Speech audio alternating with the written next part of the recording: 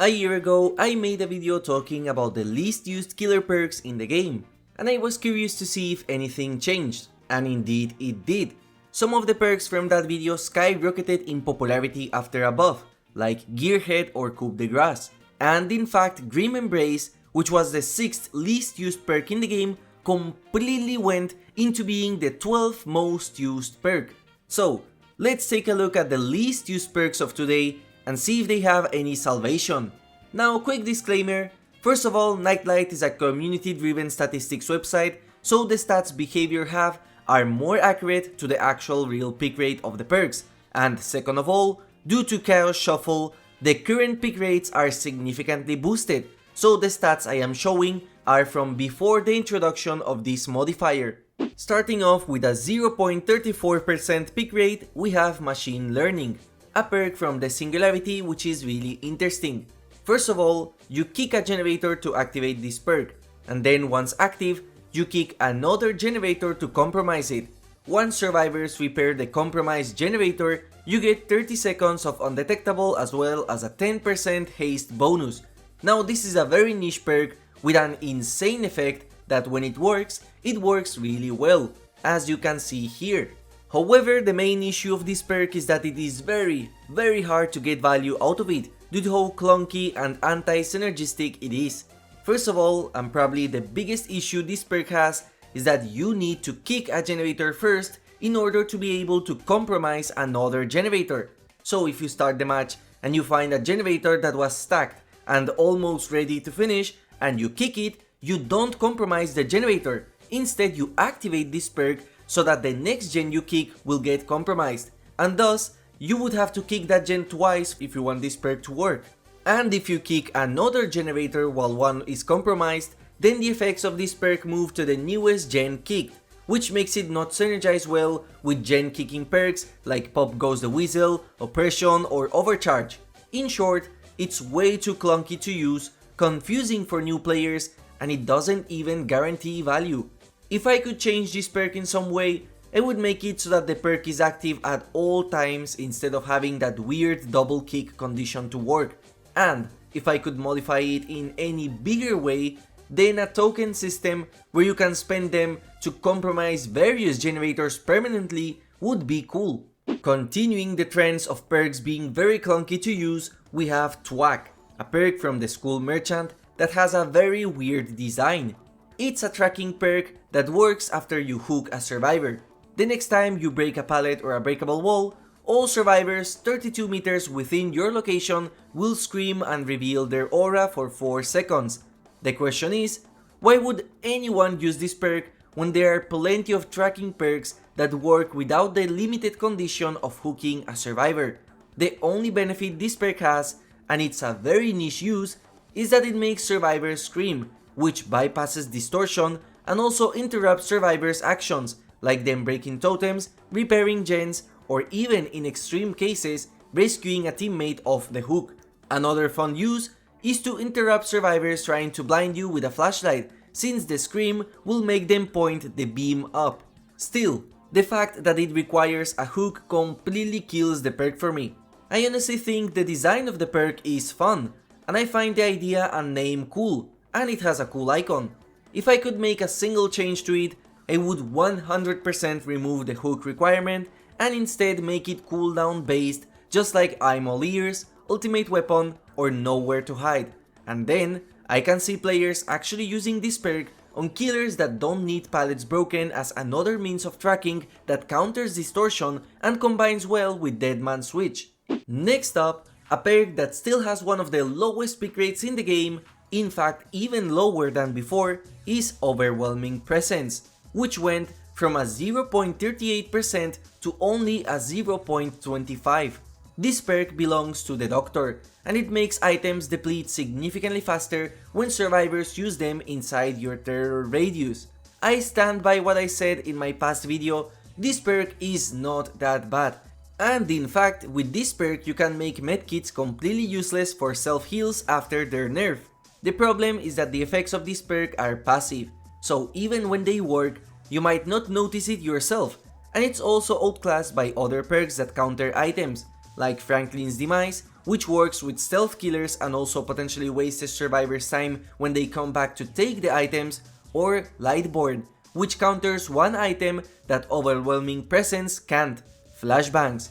The moment survivors see you have this perk, they can just stop using toolboxes or medkits, and also they still get various uses of flashlights either way. I don't know what I would do with this perk, but it needs a new active effect in order to make it good and comparable with Franklin's Demise or Lightborn.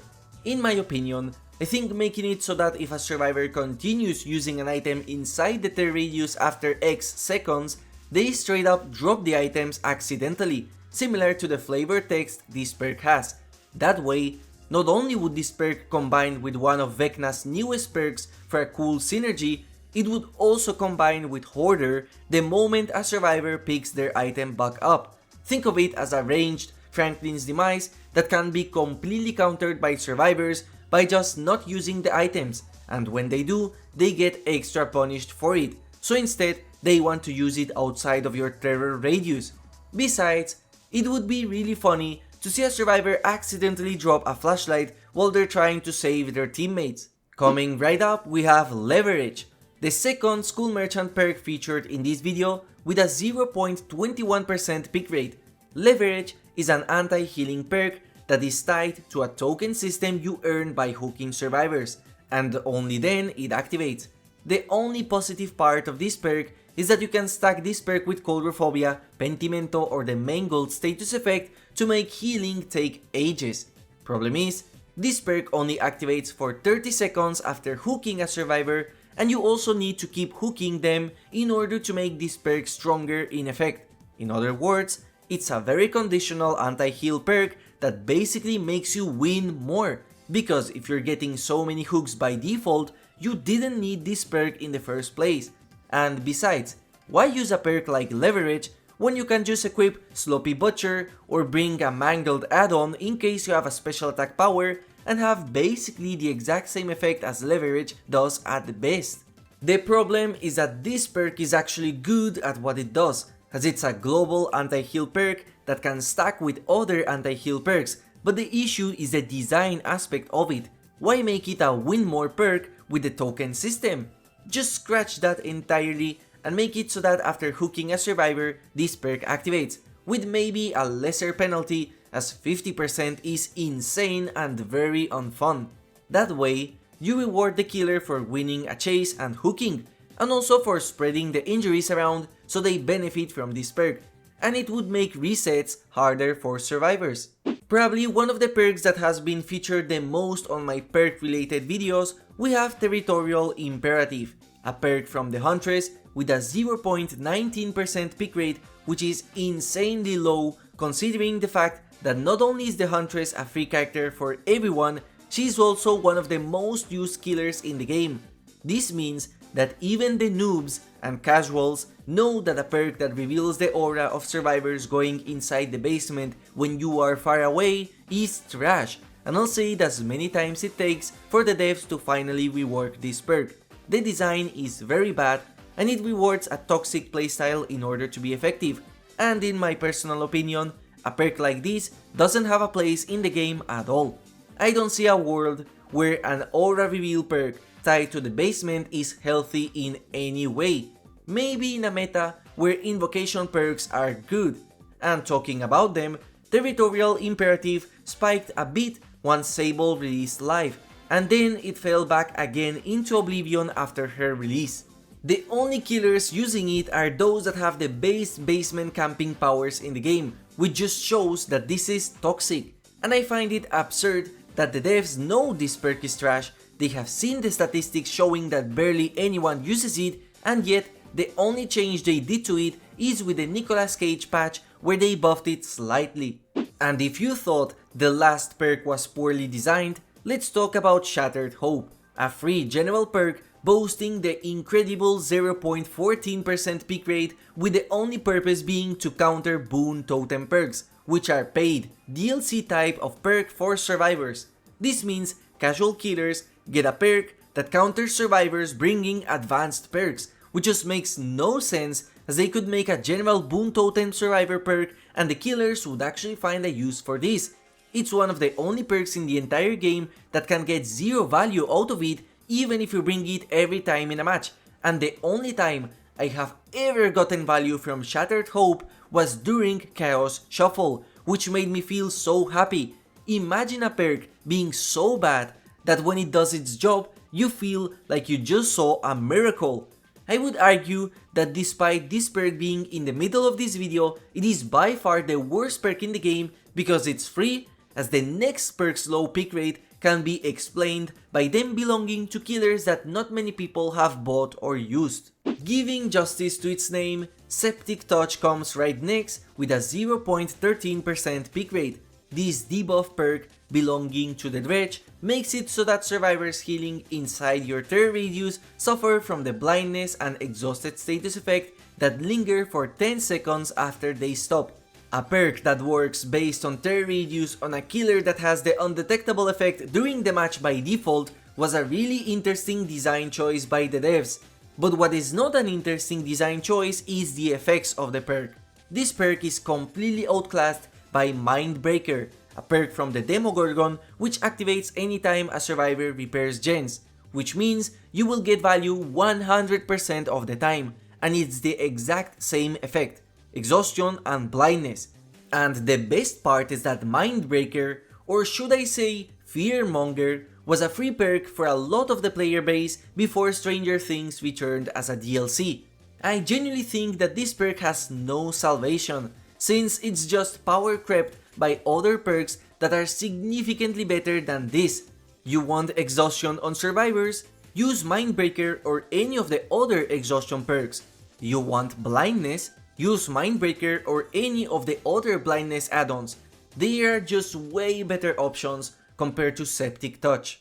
As the number 3 least used perk in the game, we have Hangman Streak, a perk from the Pig, which went from being the least used perk in the game with a 0.13% pick rate to a 0.12% pick rate, which means that there are two other perks that players decided are worse than this one. And the funniest part is that this perk got a side grade since my last video, as it now is a Scourge Hook perk that reveals the aura of any survivor 12 meters around them anytime you carry a survivor, and also notify you when someone is sabotaging them. But again, it's extremely bad, outclassed by many other aura reading perks, and there is no point in ever using it.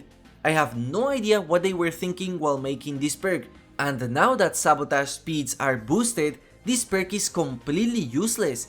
The only way I can see this perk being usable is if they go back to the original design and make the hooks respawn after being sabotaged faster, and add an extra effect where they also respawn after you sacrifice a survivor on them. And honestly, I would go all in, scratch everything I said, and make Scourge Hooks completely unbreakable with this perk, and I still think killers wouldn't use this perk that much. Well, next up we have a perk that I completely disagree with the placement, but I can't get why it's so low. Genetic Limits is a teachable perk from the Singularity, which makes it so that any survivor that finishes healing will get the exhaustion status effect for 32 seconds, and this perk has a 0.11% pick rate. Just by reading this, you might have noticed that it's a straight up better version of Septic Touch in almost all cases, as exhaustion is the strong effect, as 10 seconds of blindness inside your terror radius is not that big of a deal. In my opinion, Septic Touch is significantly worse, but the Dredge is just more popular compared to Singularity, and this is indeed Singularity's worst perk. I'll always say it, perks that have passive effects that you don't notice as a killer will always feel weaker than they actually are, because you cannot confirm for sure that you got value out of them. I think there are significantly worse perks that do not appear in this video, like Predator, Beast of Prey, Undone, or Dying Light, but because they belong to more popular killers, they have a bigger pick rate. Also, these perks suffered from an issue that the best exhaustion perks were the ones that had an effect while you were injured, for example the original Made for This or Dead Hard. This means that a perk that applies exhausted when a survivor is healed was basically redundant for the meta that this perk came in. And last, and in this case with the least amount of pick rate, with only a 0.09%, we have Hoarder, a perk from the twins that completely surprised me because this perk was actually picked way back when I made my original video. What this perk does is it reveals the location of survivors that open chests or whenever they pick up items around 48 meters of you. And I think I know exactly why this perk fell from grace, and that's the fact that many Pinhead players used it to find survivors that picked the Lament configuration or Nemesis players that wanted to fight survivors taking vaccines. Now that the devs nerfed this aspect of the perk to not work with limited items, Hoarder is just a useless perk. Why would you as a killer bother survivors in chests when they are already wasting their time not repairing generators? It's a very weirdly designed perk. Now, if survivors had an incentive to interact with chests, maybe because they contained better loot than what they can bring in-game, then I can see a benefit from running Hoarder. But as it is right now, this perk is doomed to be one of the weakest perks in the game by far, just purely out of the design. And those are the least picked perks by killers at the time of this video's release. However, by the time you are watching this video, we might have gotten Vecna, and I predict that his perks are going to be part of this video's remake in a year. Anyways, thank you for watching and have a happy Pride Month.